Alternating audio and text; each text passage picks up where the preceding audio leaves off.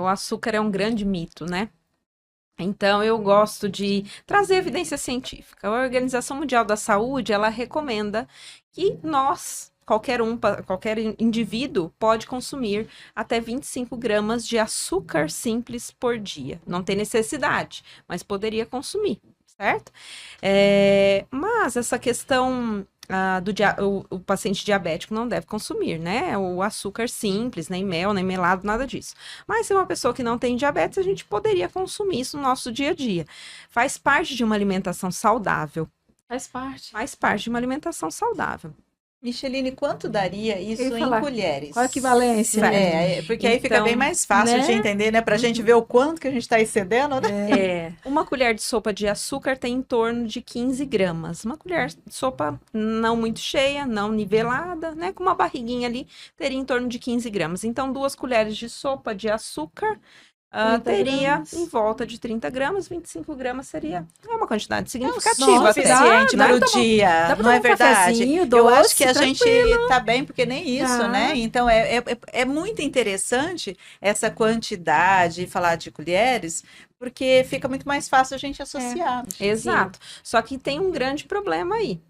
O pãozinho integral que você compra industrializado, a gente precisa acostumar a ler a tabela nutricional. Então, normalmente 2 fatias, agora está discriminado o que é o carboidrato ali na tabela nutricional. Então, em 2 fatias, normalmente os pães mais convencionais, por mais que é integral, vai ter pelo menos uns 10 gramas ali de açúcar na composição. Vai diminuir o café. Olha lá, já vamos diminuir as colheradas, meninas.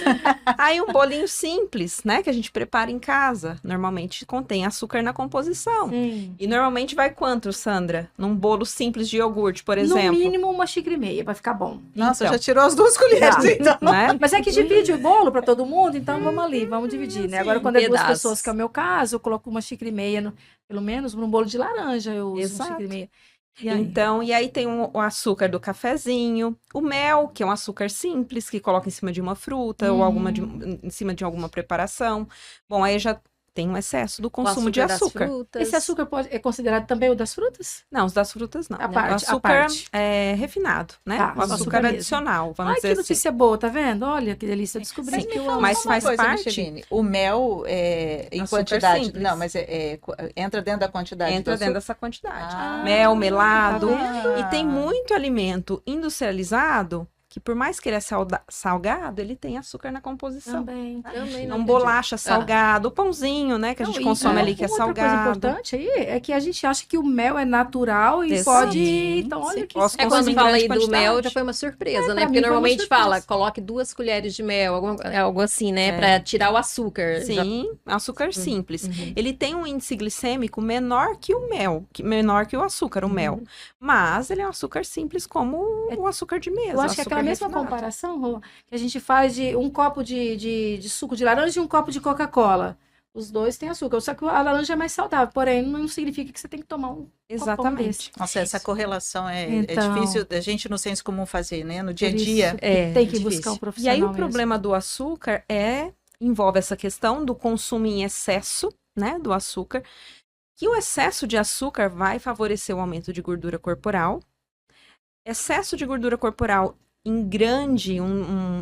ao longo da vida, vai favorecer um ambiente inflamatório corporal e vai te predispor a doenças crônicas, diabetes, doença cardiovascular e câncer. Então, esse é o grande problema do açúcar, tá? O termo usado é que o açúcar alimenta o tumor, é verdade? Então, aí tem esse outro ponto, tá? A célula oncológica, né, célula cancerígena, ela se alimenta não só de glicose, que é o açúcar, né? Tudo que a gente come é degradado para formar energia para o nosso corpo, que é a glicose. Sim. Então, a principal fonte de energia para o câncer é a glicose. Porém, então nós vamos tirar o açúcar, eu vou tirar carboidrato, porque entra também essa questão. Então, já que ele se alimenta de açúcar, eu vou tirar não só o açúcar, mas também o carboidrato de modo geral. E o que o nosso corpo vai fazer? Ele vai degradar as outras coisas que a gente vai comer, proteína e gordura, para gerar energia, para gerar glicose para o nosso corpo e para a célula cancerígena também, lógico que vai ter mais trabalho. Ou se esse paciente não ingere uma quantidade calórica suficiente, ele vai degradar a própria reserva muscular e tecido, principalmente músculo, mas também tecido de gordura, para gerar energia para o corpo e para a célula cancerígena. Ou seja, então eu posso comer açúcar. Então eu devo comer um pouquinho de açúcar. Assim, poder comer equilibrado, fazendo parte de uma alimentação saudável, né? Que esse também é um ponto que deve ser levado em consideração, consumir os alimentos da forma que a natureza te oferece e tudo mais. Gosto de comer um docinho. Praticar atividade física, saber escolher esse doce, não precisa ser um doce cheio de açúcar, cheio de gordura, né? Então, ter todo esse contexto de alimentação saudável, estilo de vida saudável, prática de atividade física, um docinho de vez em quando. Não é restringir, né? Mas moderado. Exatamente. Porque também está ligado à sensação de prazer, né? O alimento, ele está ligado à sensação de prazer. Aquela sensação boa que a gente sente na ingesta. Então, é o que os pacientes falam, mas não pode comer nada. Não pode comer um doce, não pode comer um brigadeiro, não pode isso, não pode aquilo. Pode, e aí, porém, como é que fica? Aí vem a nutricionista, isso, né? com moderação. E a célula cancerígena, ela se adapta. Tá? Então, quando o paciente restringe, por exemplo, o açúcar ou carboidrato da alimentação dele, 50% a 60% da nossa alimentação tem que ser de carboidrato, mas um carboidrato mais complexo, rico em fibra, uma aveia, um pão mais integral, sem, né, que não contém essa quantidade de açúcar como a maioria dos industrializados. Então, quando fica muito difícil para ele, para essa célula cancerígena, ele vai se adaptar e vai buscar outras fontes de energia. Então, a gente sabe que existem outros nutrientes que vai alimentar essa célula também, assim como o nosso corpo se adapta. E é o ideal? Isso, mas o problema de tirar carboidrato da alimentação é que muitas das vezes esse paciente vai evoluir com piora nutricional. Então, ele vai acabar desenvolvendo uma desnutrição, uma perda de peso, uma desnutrição, ou vai reduzir tecido muscular, que tem impacto na tolerância do tratamento desse paciente, na imunidade. Então, não é simplesmente achar que deve tirar alguma coisa da alimentação. Precisa procurar o profissional para te orientar o que você deve fazer. Né? Usar, né? Sim. Confiar, né, que o profissional, ele se dedica a esse estudo.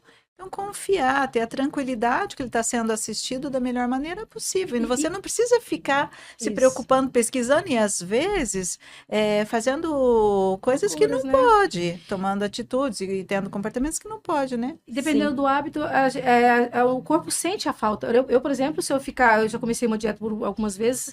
Quando eu tiro o açúcar radicalmente, eu tenho dor de cabeça. Sim. E meu intestino fica mais preso. Preguiçoso. E é verdade isso? Ou é da minha cabeça? O que será que você consome com açúcar? Porque talvez Muito algo açúcar. que você Por consome é exemplo, estimulante. Então, por exemplo, café. É isso que eu ia falar. No meu caso, estimulante. às vezes eu sinto dores de cabeça, eu falo, preciso de um café. Doce, né? Doce, com açúcar. Com açúcar, esse é o problema, né? Meia colher agora usando, porque agora só duas dão um pão, né? Então acho que vai ter que reduzir. Sim, o problema, assim, é que na minha infância, acredito que na de vocês também, minha mãe não deu oportunidade para eu desenvolver o paladar amargo e azedo. Então, até a minha mamadeira, ela era adoçada com açúcar. Então, sempre, gente, tudo docinho. E por que antigamente as pessoas pareciam que nesse quesito era um pouco mais saudável, a gente era mais fininha? Eles eram, né? Eu não, já fugi da época. Mas o pessoal de antigamente, eles eram mais fininhos. Você pode ver as fotos antigas, todo mundo com um abdômen reto, os homens musculosos. E consumia-se muito açúcar naquela época. Tinha atividade física, tinha um trabalho pesado. Um trabalho pesado, né? mais atividade. Mais atividade, então, menos. Coloca a culpa menos no televisão. Docinho, mas não é só o docinho. Hoje só sentado, menos sentar na sofá da sala. Nossa, mas a questão do docinho é que a gente, hoje em dia, ele é visto como vilão, né? Vilão, é um vilão, e isso é um mito. Um mito, porque não é só o problema, não é só o docinho, né? O docinho na quantidade adequada, fazendo